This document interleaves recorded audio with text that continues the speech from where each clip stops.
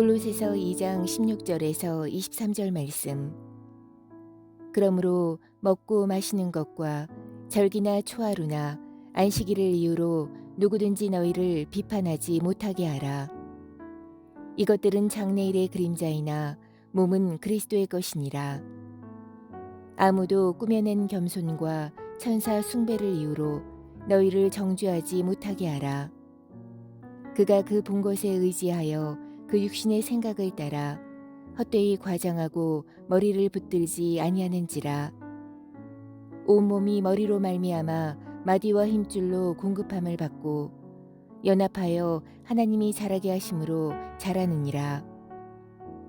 너희가 세상의 초등학문에서 그리스도와 함께 죽었거든 어찌하여 세상이 사는 것과 같이 규례에 순종하느냐. 곧 붙잡지도 말고 맛보지도 말고 만지지도 말라 하는 것이니 이 모든 것은 한때 쓰이고는 없어지리라.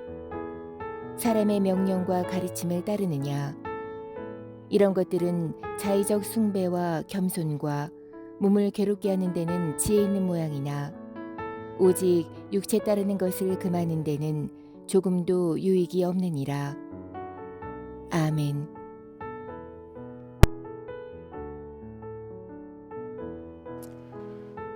함께 기도하겠습니다.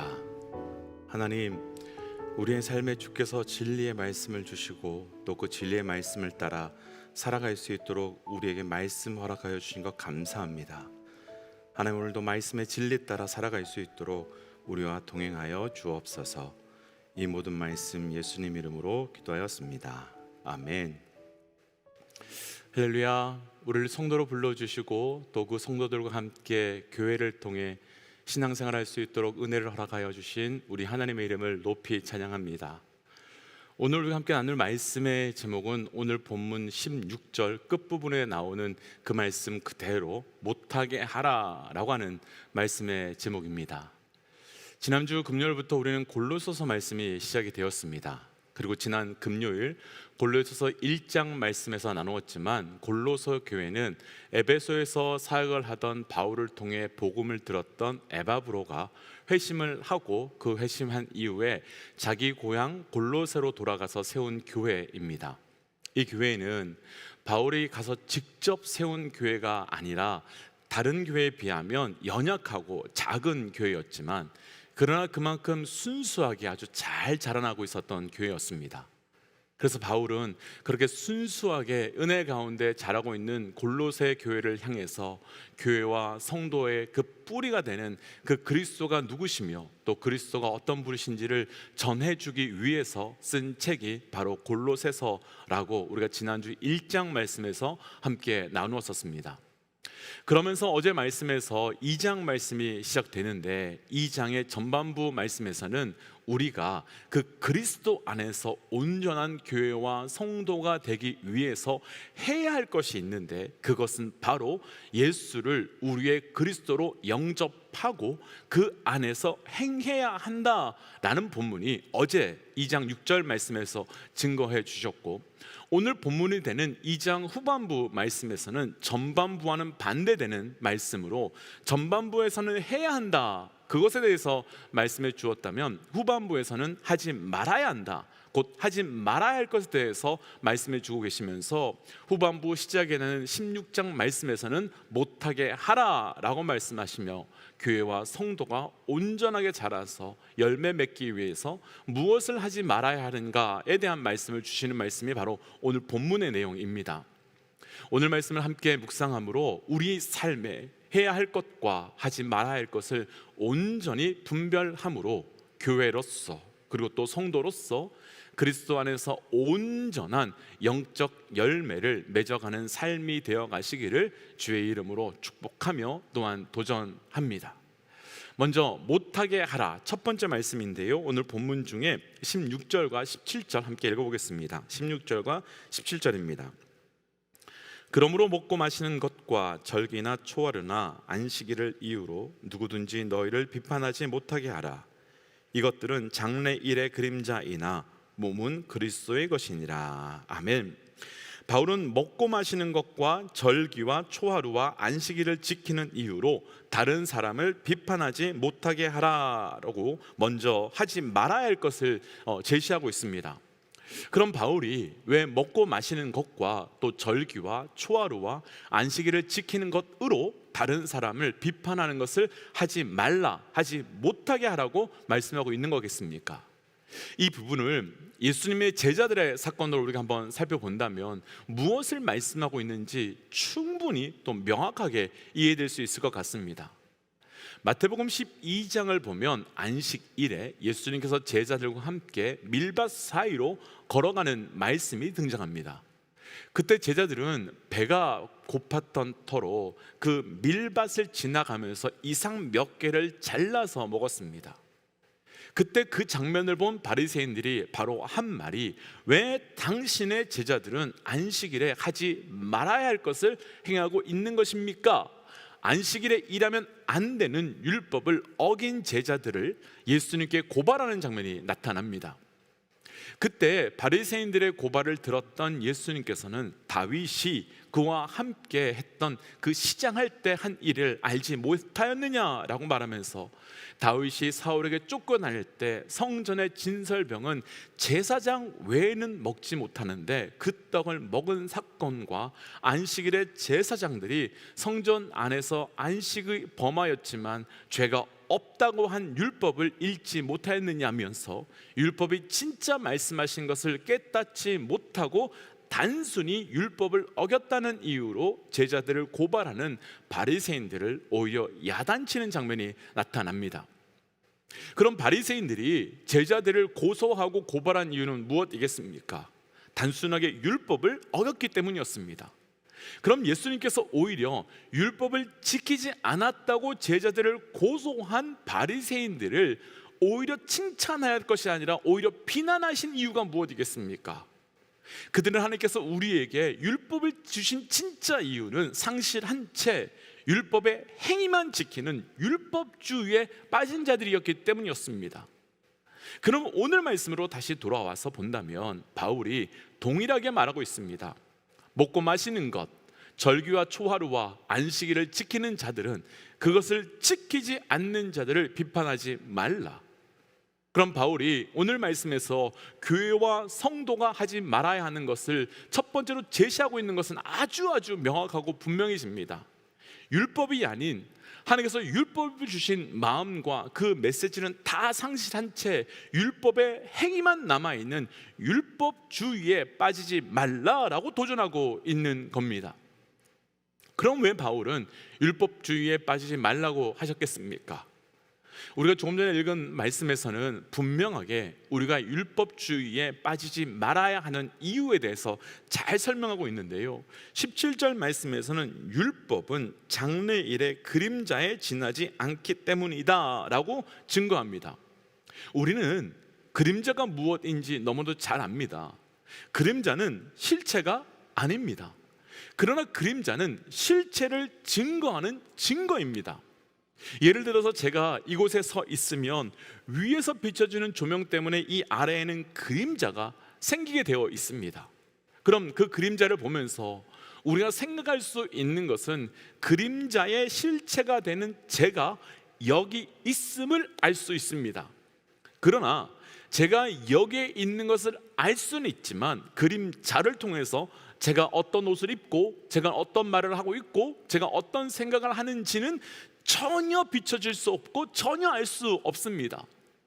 만약 어떤 사람이 저의 그림자만 보고서 내가 최 목사가 어떤 사람인지 다 알아 라고 한다면, 그리고 내가 최 목사와 아주 친해 라고 한다면 그것은 거짓말이라고 해도 과언이 아닐 것 같습니다.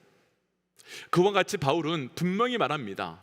율법은 그림자이지만 그림자의 몸은 그리스도다. 그러니까 우리가 주목하고 바라보아야 하는 것은 그림자를 통해서 예수께서 실제 하시는 것을 깨닫고 그 깨달음을 통해서 우리는 그림자인 율법이 증거하고 있는 예수 그리스도께만 더 나아가야만 하는 것입니다. 그런데 율법주의자들은 그림자에 묶여서 그림자와 교제하고 그림자만 지키고 그림자로 인해서 자기의 신앙들을 증명하려고 하고 있으니 바울은 율법주의에 빠지지 못하게 하라라고 도전할 수밖에 없었던 것입니다. 먼저 우리 모두에게 도전합니다. 우리에게도 그 율법주의가 있다면 이 시간 말씀을 통하여 완전히 깨어지시기를 주의 이름으로 도전합니다. 오늘 말씀에서 바울이 율법주의에 빠지지 말아야 하는 또 다른 이유를 증거하고 있는데요. 우리 20절 말씀 함께 좀 읽어보고 말씀을 좀 풀어볼까요? 20절 말씀 함께 좀 읽어보지요. 너희가 세상의 초등학문에서 그리스도와 함께 죽었거든 어찌하여 세상에 사는 것과 같이 규례에 순종하느냐. 아멘. 바울은 율법을 세상의 초등학문이라 라고 증거합니다. 우리 자녀들을 초등학교에 보내시는 이유는 초등학교가 최종 목표가 아니라 초등학교에서 가장 기초적이고 기본적인 것을 가르치고 익혀서 상급 학교에 올라가기 위함이고, 또 그를 통해서 성숙한 사회인으로 살아가는 가장 기본 중에 기본이 되는 훈련과 교육을 받기 위함입니다. 바울은 율법이 바로 그런 것이라고 증거하고 있는 겁니다. 그러니까 율법은 예수 그리스도께 나아가기 위한 초등학문, 곧 가장 기본적이고 가장 기초적인 교육과 훈련인데, 왜 그것에 빠져서 마치 그것이 너의 신앙의 전부인 것처럼 생각하고 판단하지 말라라고 도전하고 있는 거지요. 조금 쉽게 이렇게 생각해 보고 싶습니다. 우리 성도들께서도 보신 적이 있으실 텐데, 유치원 자녀들을 보면 선생님들께서는 자녀들이 줄을 맞춰 잘 가도록 혹은 길을 잃지 않도록 하기 위해서 줄을 잡고 걷도록 하는 것을 보신 적이 있을 겁니다. 분명 그 줄은요, 유치원 자녀들에게는 줄을 서는 것뿐만 아니라 안전하게 걷는 데 있어서 아주 매우 중요한 도구입니다. 그런데 중학생이 되고 고등학생이 되었는데도 계속 그 줄을 잡고 가려고 한다면, 뿐만 아니라 그 줄을 잡고 있지 않는 사람 친구들에게 너는 왜 줄을 잡고 있지 않니? 라고 한다면 누가 그 말을 하는 학생들을 성숙하며 정상이라고 할 수 있겠습니까? 바울은 지금 바로 그 이야기를 하고 있는 겁니다. 예수 그리스도가 이 땅에 이미 오셨고 예수 그리스도께서 우리를 위해 이미 죽으셨건만 어떻게 아직도 율법의 줄만 잡고 율법에만 순종하며 율법에만 따라 나아가려느냐? 그 율법주의에 빠지지 말라라고 말씀하고 있는 거지요. 이건 우리에게도 동일하게 적용될 수 있을 것 같습니다. 분명 율법은 중요합니다. 그런데 율법은 우리의 삶의 도구이자 목표나 목적이 아닙니다. 율법이 우리에게 목적이 되고 율법이 우리의 목표가 되는 순간 우리는 율법을 통해 예수 그리스도께 나아가는 삶이 아닌 율법을 통해 내 신앙을 증거하는 율법주의에 빠질 수밖에 없게 되는 겁니다. 그래서 우리가 온전한 신앙으로 세워져 가기 위해, 그리고 우리가 온전한 성도와 교회가 되기 위해 율법이 아닌 율법주의를 경계해야 되고, 우리는 율법을 통하여 주시는 주의 마음을 붙들고 나아가야 되는 겁니다. 두 번째, 못하게 하라. 18절 말씀 함께 좀 읽어보겠습니다. 18절 말씀입니다. 아무도 꾸며낸 겸손과 천사 숭배를 이유로 너희를 정죄하지 못하게 하라. 그가 그 본 것에 의지하여 그 육신의 생각을 따라 헛되이 과장하고. 아멘. 바울은 꾸며낸 겸손과 천사 숭배를 이유로 너희를 정죄하지 못하게 하라면서 그것은 육신의 생각을 따라 헛되이 과장하는 것이라 라고 말합니다. 먼저 두 번째는 결론부터 나누고 말씀을 나누고 싶은데요, 첫 번째가 율법주의에 빠지지 말라라고 한다면, 두 번째는 공로주의에 빠지지 말라, 공로주의에 빠지지 말라라고 하는 도전입니다. 그럼 왜 공로주의에 빠지지 말라라고 하는지 조금 말씀을 살펴보고 싶은데요, 바울은 18절에서 가장 처음에 꾸며낸 겸손에 대해서 말합니다. 왜 겸손을 꾸며야겠습니까? 예수님 당시 왜 바리새인들은 사람들이 많이 지나다니고 있는 그 시장터에서 기도했겠습니까? 왜 그들은 일에 한 번씩 금식한 다음에 티냈겠습니까? 그 모습을 통해서 자기 신앙을 증명하고 인정받고 싶었기 때문이지요. 또 천사 숭배는 단순하게 천사를 예배한다 라는 의미도 있지만, 당시의 문화적 배경으로 보면 천사 숭배는 자신이 천사가 된 것처럼 하나님을 섬기는 것으로 인간이라면 도저히 저렇게 할 수 없는데 라는 신앙적 한계를 뛰어넘는 신앙의 삶의 모습을 이야기합니다. 그런데 그들이 지금 순수하지만 아직도 연약한 골로새 교회를 정죄하는데, 바울은 너희를 정죄하지 못하게 하라고 도전하고 있는데, 그 이유를 18절 후반부에서 그들은 육신의 생각을 따라 헛되이 과장하고 있기 때문이라고 설명합니다. 왜 헛되이 과장하겠습니까? 우리로 이야기하면 왜 우리는 신앙을 과장하겠습니까? 왜 우리는 우리의 헌신을 과장하겠습니까? 내가 어떤 사람인지, 내가 어떤 헌신을 하는 사람인지, 내가 어떤 신앙의 열정을 갖고 있는 사람인지 보여주고 나타내고 증명하고 싶기 때문이지 않겠습니까? 곧 나의 공로에 빠져 나의 공로로 다른 사람들의 신앙을 판단하고 정죄하는 공로주의. 바울은 골로새 교회 성도들에게 그 공로주의를 가까이 하지도 말고 함께 하지도 말라라고 하면서 너희도 공로주의에 빠지지 말라라고 도전하고 있는 겁니다. 우리 믿음의 동역자들께도 도전하기는 온전한 신앙으로 세워져 가기 위해 율법주의에도 또 공로주의에도 빠지지 않는 온전한 거룩한 신앙 되어 가시기를 주의 이름으로 축복합니다. 그래서 이 시간 말씀을 기억하며 이렇게 기도하고 싶습니다.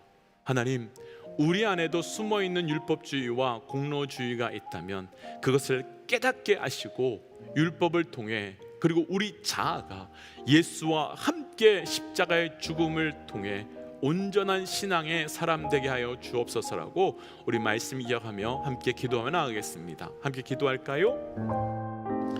하나님, 오늘 말씀 주신 것 따라서 내 삶에서 율법주의에 공로주의에 빠지지 아니하고 온전한 신앙으로 나아갈 수 있도록 주님 인도하여 주시옵소서. 철저히 주께서 주신 말씀 따라 나아가는 자들에게 하여 주시고 주의 마음으로 주의 뜻으로만 반응하며 나아갈 수 있도록 동행하여 주셔서 온전한 거룩한 신앙 되어가게 하여 주옵소서. 하나님, 나의 신앙이 율법주의에도 나의 신앙이 공로주의에도 빠지지 아니하고 온전히 하나님 주께서 그 모든 것을 주신 진짜 주의 뜻과 마음 앞에만 반응할 수 있는 우리의 삶이 될 수 있도록 동행하여 주시옵소서. 하나님, 그래서 오늘 살아가는 모든 걸음걸음마다 내 신앙의 전부가 오직 주의 뜻에만, 주의 마음에만 반응하며 나아갈 수 있는 우리의 걸음 될 수 있도록 동행하여 주옵소서. 이 모든 말씀 예수님 이름으로 기도하였습니다. 아멘.